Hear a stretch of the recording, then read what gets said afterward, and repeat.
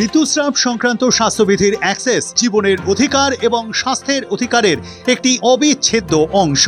মেয়েদের সুস্থ প্রজনন, জীবন এবং নিরাপদ ঋতুস্রাব ব্যবস্থাপনার পূর্ণ অধিকার রয়েছে।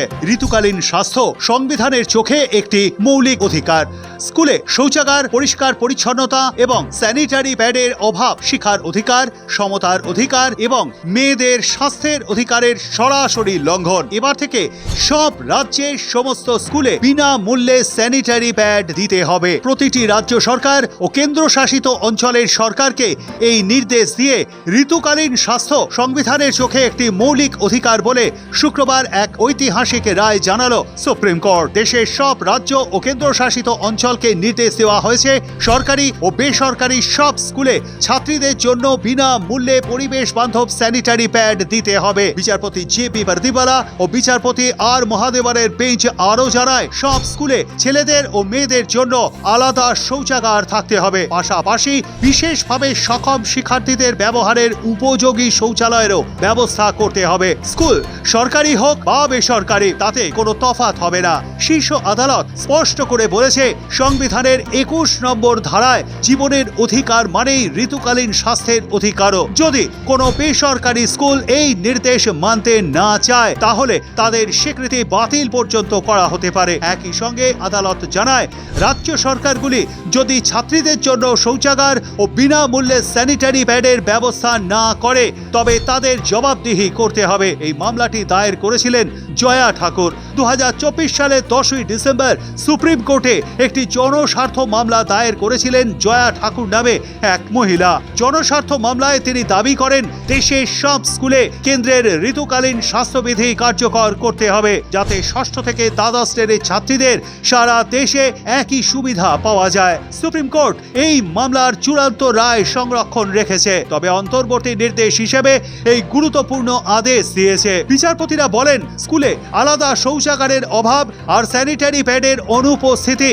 মেয়েদের মর্যাদা, গোপনীয়তা, সমানাধিকার এবং শিক্ষার সুযোগ সব কিছুকেই আঘাত করে। এটা কোনো দয়া বা স্বেচ্ছানীতির বিষয় নয়, বরং সরাসরি সংবিধান থেকে আসা অধিকার। আদালত জানায়, মেয়েদের জন্য শৌচাগার ও মাসিক স্বাস্থ্য সামগ্রী না থাকলে সংবিধানের 14 নম্বর ধারায় সমতার অধিকার, 21 নম্বর ধারায় জীবন ও মর্যাদার অধিকার এবং 21-এর এ ধারায় বিনামূল্যে ও বাধ্যতামূলক শিক্ষার অধিকার সবই লঙ্ঘিত হয়। আদালত স্পষ্টভাবে বলেছে, এই সব প্রশ্নের উত্তর একটাই, হ্যাঁ, অধিকার লঙ্ঘিত হচ্ছে। বেঞ্চ আরো বলে, ঋতুকালীন স্বাস্থ্য ব্যবস্থার অভাব শিশু কন্যার মর্যাদাকে খর্ব করে এবং তাকে সমাজে সমানভাবে অংশ নেওয়া থেকে দূরে সরিয়ে দেয়। সমতার মানে শুধু আইনগত সমতা নয়, বাস্তবে একই সুযোগ পাওয়া।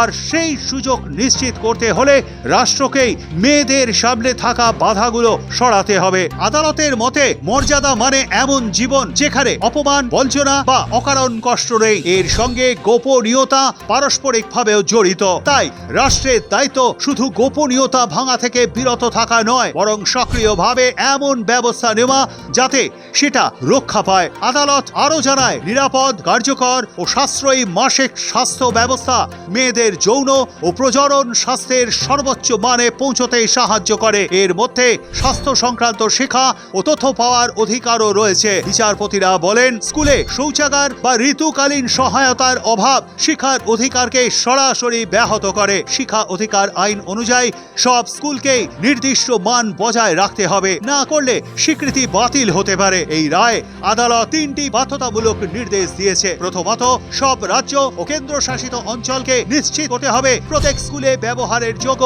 আলাদা শৌচাগার থাকবে এবং সেখানে পর্যাপ্ত জল থাকবে। দ্বিতীয়ত, নতুন স্কুল তৈরি হলে সেখানে বিশেষভাবে সক্ষমদের কথাও মাথায় রাখতে হবে। তৃতীয়ত, সব স্কুলেই শৌচাগারের ভিতরে পরিবেশ বান্ধব স্যানিটারি ন্যাপকিন রাখতে হবে। আদালত বলেছে, স্কুলে বয়ঃসন্ধিকালীন মেয়েদের স্বাস্থ্য ব্যবস্থাপনার জন্য আলাদা ব্যবস্থা গড়ে তুলতে হবে, যেখানে অতিরিক্ত ইউনিফর্ম, প্রয়োজনীয় সামগ্রী রাখা থাকবে, যাতে হঠাৎ সমস্যা হলে মেয়েরা সাহায্য সাহায্য পায়। বিচারপতিরা সতর্ক করে দিয়ে বলেন, এই রায় শুধু উপস্থিত আইনজীবী বা প্রশাসকদের জন্য নয়, বরং সেই সব শ্রেণীকক্ষের জন্য যেখানে মেয়েরা লজ্জায় কথা বলতে পারে না, সেই সব শিক্ষকের জন্য যারা সুযোগের অভাবে কিছু করতে পারেন না, সেই সব অভিভাবকদের জন্য যারা বুঝতেই পারেন না মুখ বুজে থাকার ক্ষতি কত বড়, আর গোটা সমাজের জন্য। আদালত শেষ পর্যন্ত বলেছে, সমাজের অগ্রগতি মাপা হয় সবচেয়ে দুর্বলদের কতটা সুরক্ষা দেওয়া যায় তার ভিত্তিতে। এই রায় সেই সব মেয়ের উদ্দেশ্যে বার্তা